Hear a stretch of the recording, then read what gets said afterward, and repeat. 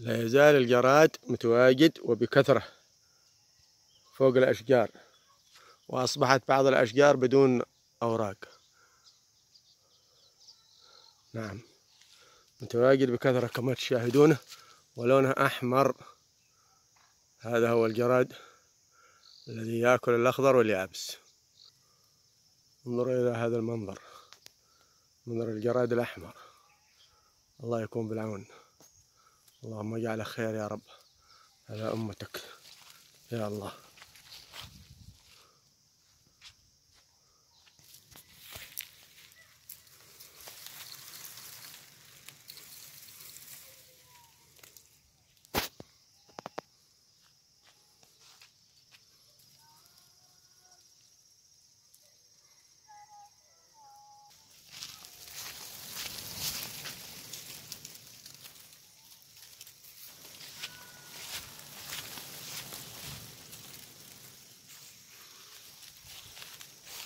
هذا هو كما تشاهدون، المنظر أمامكم يتكلم بنفسه.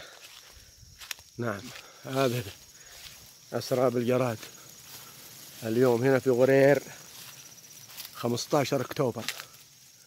نعم، من أمس وهو هنا عندنا.